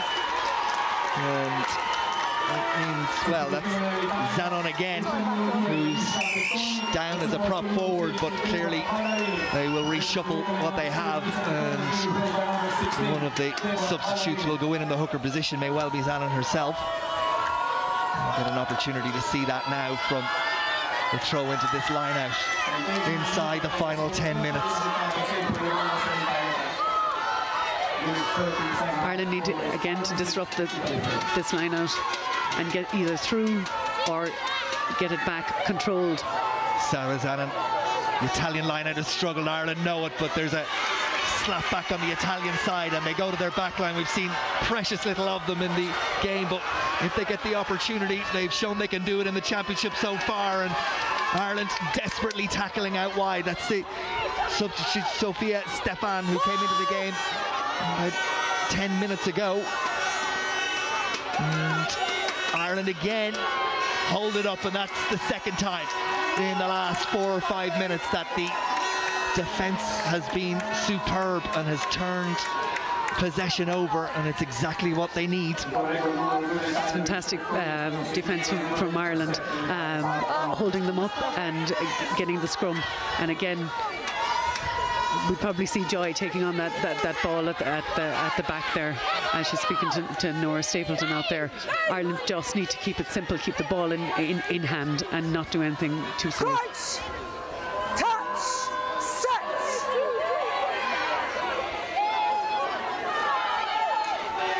Neville picks and goes. Back with Briggs, gets the kick away. The Italian fullback Furlan is there, and the Italians will look to go wide again. Here is Silari, and Silari skips away from the David tackle, but runs into more willing Irish defenders. And Furlan that touchline, and Ireland scramble across, but crucially from an Italian perspective they still have the ball, and Ireland looking to get the numbers there. A little bit of confusion in the Italian ranks, but did the ball go forward? The referee says it didn't, and the ball is still there for Italy. Zanon is skipped and it goes to the out half. Schiavon. Ireland again look to smother the ball and create the maul, but can't do it on this occasion. Cantwell makes the tackle, and in foraging goes Day, and Day has done the job. Lauren Day of Waterloo and the Exiles in as substitute and into forage and in at the breakdown to win Ireland the penalty. Yeah, it's fantastic work there from Lauren. Briggs needs to go down the line with this one, and we need to keep the ball inside the red zone, inside their 22 for the next couple of minutes. You can see even Niamh Briggs there, she just lost her footing. It's got so soggy underfoot. Even simple kicking ball out of hand is proving to be difficult. Conditions they're atrocious, but there it is. Look at Lauren Day, body position right there, and that was where the penalty came. And from the kick we have this line out, and it hasn't gone Ireland's way. It's one for Miller to consider, and she isn't able to deal with it, but the Italians don't get there either, and Ireland, well, a little bit nervy as Muldoon looked to ship the pass. It didn't go forward, and Ireland have possession again. Now it's time for calm heads. Stay on your feet, Greg! Ice in the veins, because it's there.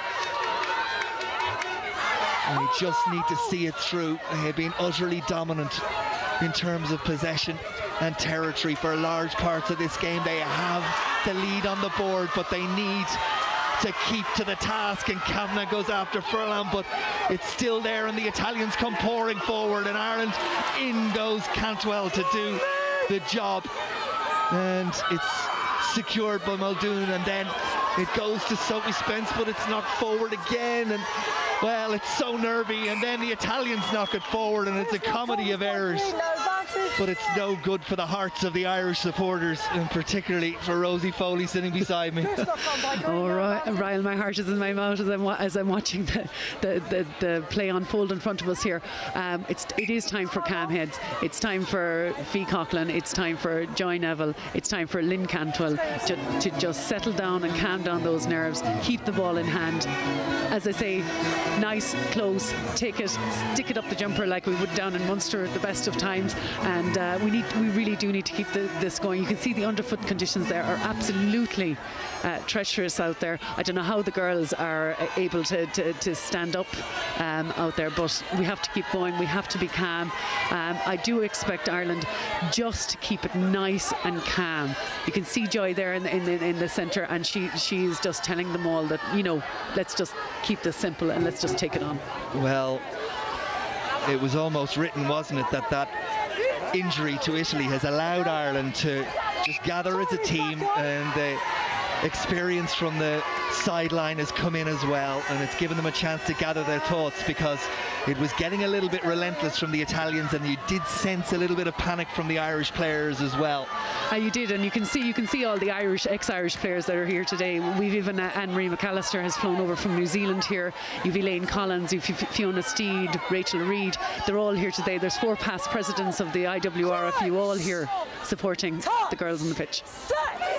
Yeah, it's about the 23, but it's about so much more as well. Can Ireland finish the job? A decent scrum, and off goes Malloy again in search of the ball, but the Italians have secured it, and then it's Severin who ekes out a yard or two, but it's such hard work, and the Italians have a long way to go if they're going to try and do it this way.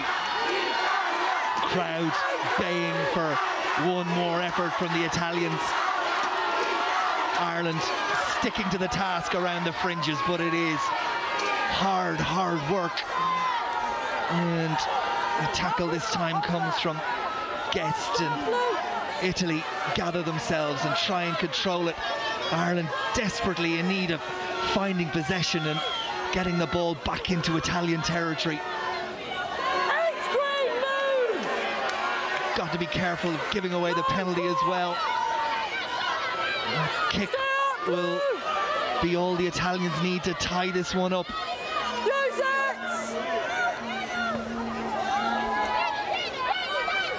We're inside the dying embers of this game as Ireland go in search of the ball again. I think it was Stacey Lee Kennedy, but unable to secure it, and the Italians continue to inch forward. They're undoubtedly playing for an infringement for Ireland, and Ireland being ultra cautious now.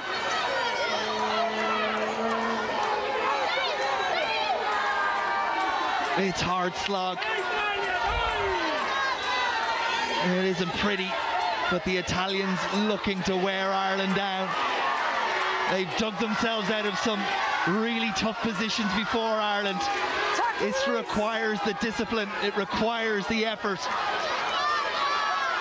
And they go in search of the ball again. You know, where is it?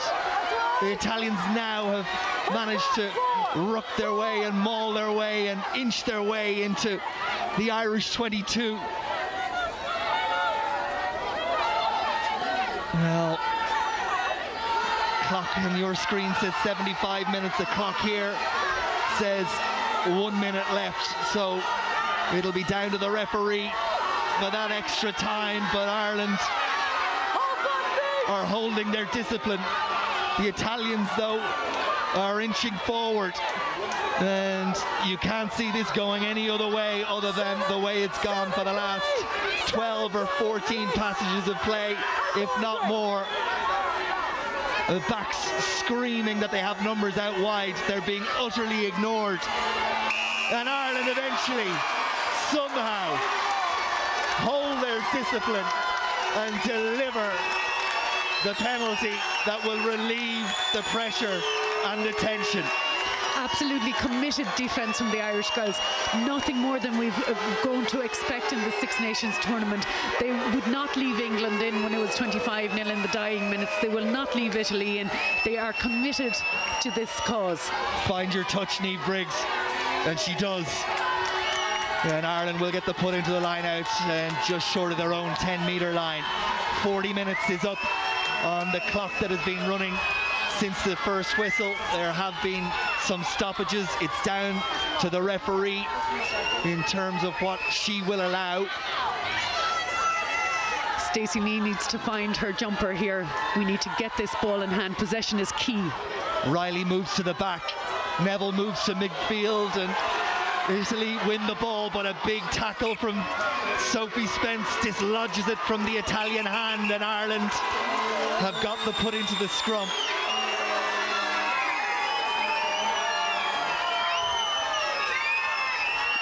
This is where you require nerves of steel.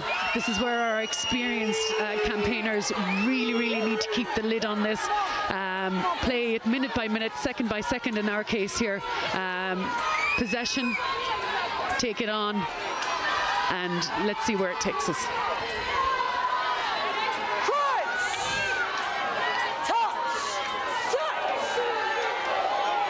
Ireland's scrum is... Well, I thought the referee motioned as if she was going to give a penalty against Ireland, but it's been fantastic all game. But the underfoot conditions here, Ryle, are absolutely desperate in the middle of that pitch there. I'm surprised she hasn't moved them out of that spot, in fact.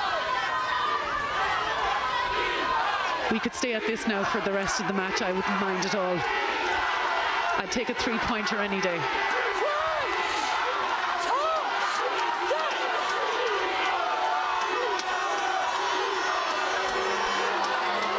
Ireland needs to get the ball out of there, and they haven't. And the Italians have a penalty. And surely it's too far for the place kicker, Schiavan, but they may well get one more roll of the dice and put one more flutter across Irish hearts. Yeah, they're going for it down the line. Down the line they'll go, and clearly they do have time for the put into the line out. Outside the Irish 22 is where they'll start from. Ireland will be up on their faces here. They've done it all match long. I expect them to do it again today, and to do it here and now. It's in this very moment here. We can put a stop to the Italian attack, and we need to do it right now. Sarah Zanin, the Italian substitute hooker, goes towards the tail. It's a risky thing to do, and I think she's knocked it forward, the substitute Argetti, but the referee hasn't seen it. Now Ireland come pouring through as it goes to the hands of Veronese, and once again it's Malloy that leads the charge, and Miller is in there as well, and they're doing everything they can to hold it up. The Italians move forward, but they move to touch, and is the referee going to allow any more? It looks like she is. My heart is not well here. 45 seconds or less now on the clock that you are seeing. It's 43 and a half minutes on the clock here in the stadium since the start of the second half, a clock that hasn't stopped, but this is surely it. Yeah. Ireland need to keep the composure now, play out these final few seconds. Possession. Stacey Lee Kennedy, and to the front they go, and Riley grabs hold of it, grasps hold of the opportunity, and Muldoon fires it to touch, and is that it? Yes, it is! Ireland are the Grand Slam champions. It wasn't pretty, but it was committed, and it was courageous, and it is a wonderful day for Irish women's rugby. Oh God, Riley, you said it. At times it's felt like a dream, the Six Nations, but I tell you, those girls have been absolutely outstanding out there. It has made all the hard work that was laid down by Caroline Byrne, by Grania O'Connell, by Kiwi and Marie McAllister, by Jerry, by Orla, by all the girls, by Emer and Nelly out there in New Zealand. They're all here, and all the girls that are here today who've all put on the Irish jersey. I mean, it's a legacy, and I know that the 23, the 24 out there all feel that they're only in possession of this Irish jersey for a short while, and that legacy lives on. It is just the most fantastic day. I mean, Heineken Cup in 2006 was fantastic, but I have to tell you, Grand Slams, Six Nations champions, winners to 2013, I'll take it any day of the week.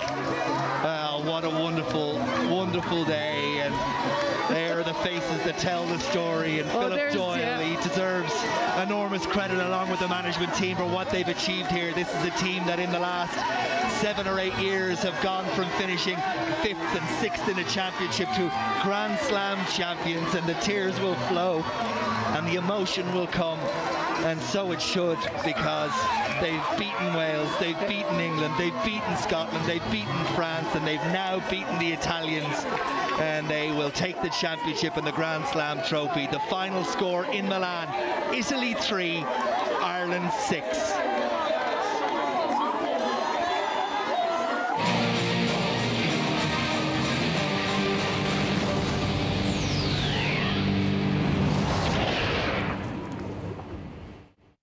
At Burger King, we think every week should be jam-packed with taste. So every single day, there's a different favourite for just $2.49. That's a lot of bang for anybody's buck.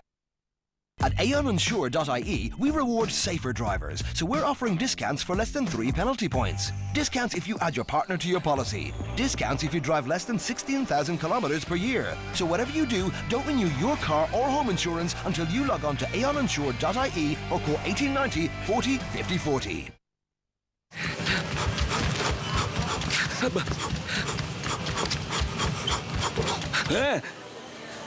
Do you need some help?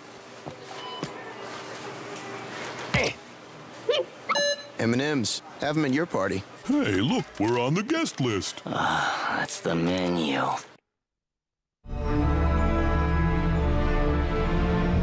Someone needs a number. Need a number nifty? Call 11850. Heartburn and indigestion? Rennie turns excess acid into water and other natural substances. Simply relieved with Rennie. Simply put, banks have to change. And at Permanent TSB, we're making these changes. We're changing to do the simple things right.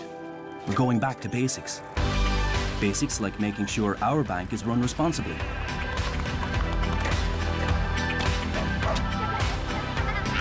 Basics like being clear and upfront with our customers. Basics like saying yes and no for the right reasons, but always letting you know where you stand.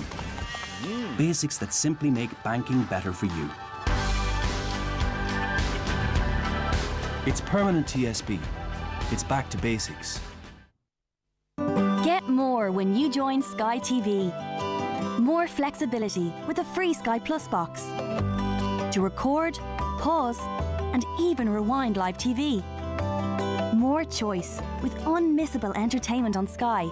All your favourites from Ireland and the UK, plus more freedom to watch on the move with Sky Go.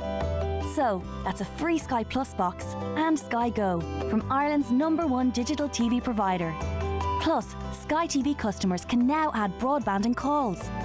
Join online now or call 0818 71 6000. Sky. Believe in better.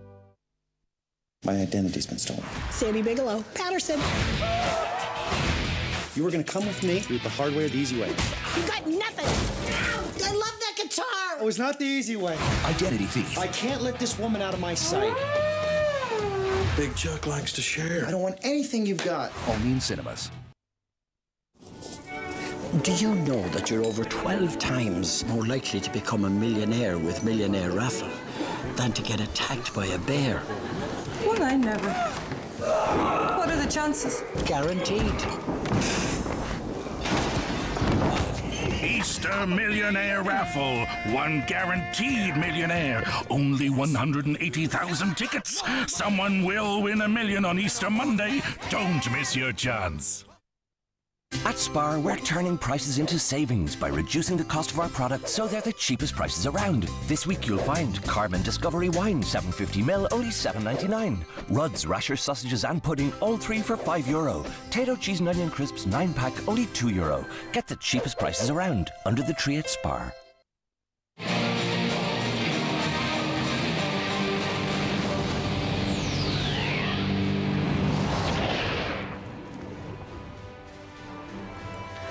A whole lot of smiles at the Venegoni Stadium, and I think quite a few tears shed as well. History made in Milan.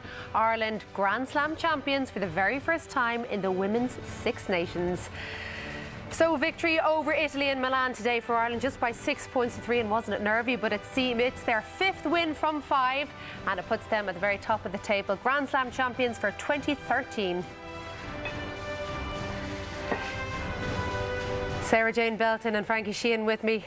A great day, but oh my goodness, was it tense in those last 8-9 minutes, Sarah-Jane? Absolutely, there's a collective sigh of relief here in the studio when the final whistle blew. It's a fantastic, it's a great win to have ground out, and I think it'll stand to them in terms of their character to have managed to get, as Frankie said at half-time, 3 points will do. We're very, very happy with those 3 points at the moment. I didn't have much hair before the game. I've less hair now, I can tell you, but a horrible game, but a magnificent victory, and you can't take, I mean, this Italian side went out there and they got stuck in, but you know something, we were all looking at it, and that 1 to 15 of that Irish team, they went out and they didn't give up for a second, and they dug in, and a brilliant win, and much deserved Grand Slam. Well, you can see the passion there, because passion, character, they are the things that went into that win. That's what they needed, that and strength and discipline, I suppose. Absolutely, yeah, and they did show all of those things. I mean, we knew from the outset Italy were going to make it difficult today. Similar conditions to how they beat France over there a few weeks back. And I think, as you say, the character that the girls have showed, it's been something that has built probably over 10, 20 years, and that it has evolved and finally kind of finished up with this team finishing where they are today. The celebrations are obviously going to go on for a very, very long time. What do you think was able to help them out there today, given that it was such horrible conditions, and especially towards the end when they're trying not to give away anything nasty, to be able to hold out? I think Italy played far more fluent rugby. They looked better with the ball, but Ireland were more astute about what they were trying to do. They hung back deep, which we criticised them maybe at times, but at the same time they kept that ball in front. They kept putting the ball behind Italy. They forced Italy to throw the ball into the line out. I mean, they had some, you know, Mary Louise Riley jumping there. It was disrupting so many of the Italian lineouts. I mean, I reckon there was probably roughly 14 or 15 Italian lineouts, and Ireland probably took about 10 of them. Yeah, absolutely. You know, unfortunately, we've got clips later on that that we're going to take a look at. Unfortunately, while we took possession, we lost possession again very, very quickly. And as Frankie said, the Italians actually really impressed us, particularly in the back line, with the way they were running onto the ball and passing the ball in front of each other. But Ireland showed the character there that they could actually grind this out.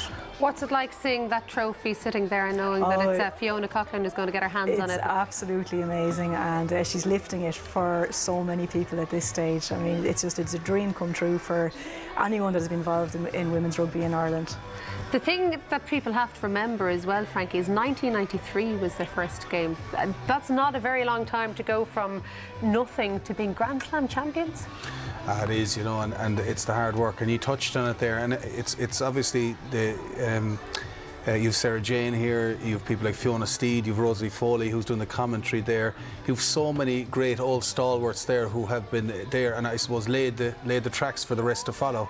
And it's been incredible, and as I said, it's an inspirational story, and I'm just delighted that there's been a happy ending. And I think a lot of people were very disappointed after the men's Six Nations yesterday, but this is great. I think this will give everybody a lift now.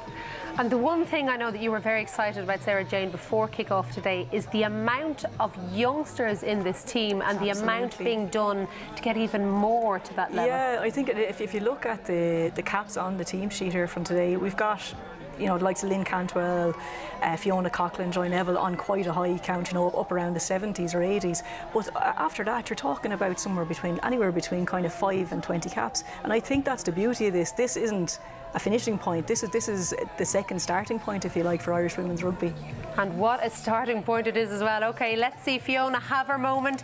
Let's go back to the Venegoni Stadium and to Ryle. Thank you very much, Joanne. It is joy unconfined, just outside Milan. It'll be a day that each and every one of us that was here will remember, and those players, well, how could they ever forget? Billy Glynn, the president of the IRFU, presents the medals. A terrific day for Irish women's sport, for Irish rugby. It's really got it all, and sometimes when you're at an event or you watch it on television, you can miss something. And I think the thing that will stick in my mind today, Rosie, was the absolute guts that Ireland showed, because that, in terms of conditions and the physicality they faced, was a huge test, and they gutted it out. Oh, guts, commitment and character in bucket loads. They are an inspiration to us all, and I mean, it's just a fantastic day for women's sport in Ireland. And I mean, you know, we've been taking it to the boys, I think, this year with Katie and Fionnuala Britton, Dervla O'Rourke, and I mean, you know, this is just, for Irish women's rugby, it's a historic day, and I'm so looking forward to seeing Fee Coughlin with that trophy in her hand. Well, the Irish management team and the backroom staff all being presented with their medals, the bracken there, and they will take the memento away from the day. And it'll be a very enjoyable evening, I suggest, around these parts this evening, as we get towards the back of the line and the moment where the trophy will be lifted, and you can see Fiona Coughlin, who's clearly trying to stay warm because it is bitter here, and it's been a huge physical effort, and it's clearly taken its toll on one or two, but the adrenaline will continue to push through the veins as Philip Doyle gets his medal, and Fiona Coughlin comes next. It's the medal, and it'll then be the trophy. And I've said it before on occasions like this, and I'll say it again, ladies and gentlemen, boys and girls, Ireland, the Six Nations champions for 2013. What a day.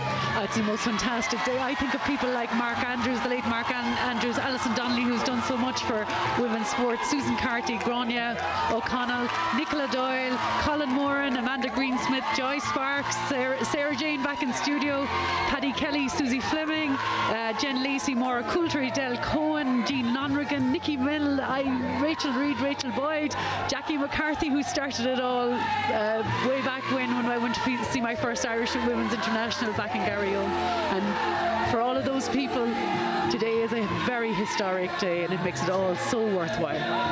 Well, that's the story from Milan. Ireland, the Six Nations champions for 2013. Terrific day, Joe. That's the story from Milan, and what a story it is. Rosie Ryle, thank you very much for that. It may have been nervy, but we did enjoy it, that's for sure. I know you in particular, Sarah Jane, enjoyed that moment, and hearing Rosie go through every single person I think that ever's put on a green jersey from the Irish women. Yeah, very impressive actually out of Rosie. It's always a dangerous game to start naming names, but yeah, no, there's such a depth. And I saw some people in the crowd there. Anne-Marie McAllister, who is living in New Zealand, must have made her way over for the game. I mean, that's fantastic to see the crowd there, and it is such a moment. It's actually hard to believe. Grand Slam champions Ireland. It's absolutely just fantastic. Those girls, I think they won't sleep for a few nights to come. No, I don't think so. They deserve a massive night now tonight. Of course, a lot of them are off to Hong Kong on Tuesday, aren't they? Over That's the right. sevens. Yeah, I mean it's unreal. Some of the players here, see Lynn Cantwell in picture there. The amount of mileage they've put in their legs the last couple of years, in terms of consecutive months of training between the 15s and the 7s. We've got the 7th World Cup coming up in Moscow as well, which we've qualified for, which is going to be a qualification for the Olympics. So it's a big year still for some of those girls there, and please God they can build on this success. Well, and that's an interesting point, I suppose, and what you mentioned about the youth there now and the mixture of youth and experience. Like, do you think that these guys can kick on to the next level and back this up next year? Oh, I do. A lot, I think, will depend on whether some of our more senior players decide to give it another year or whether they decide to retire. But I think they will, given that you've got the World Cup coming up. I would hope that they'd stay on for another year, because I think we need that transition. I think we need that extra bit of time to kind of blood those new players and just build the experience. But it's there, you know, it's there to build on. Well, how about we just enjoy this famous moment for the time being? That is all time we have time for on this historic day for Irish rugby. Thanks to Sarah Jane and to Frankie for their time. I'll talk to you again on Against the Head tomorrow night at 8 o'clock on RT2. But for now, from all of us, a very happy us here in studio. Bye-bye.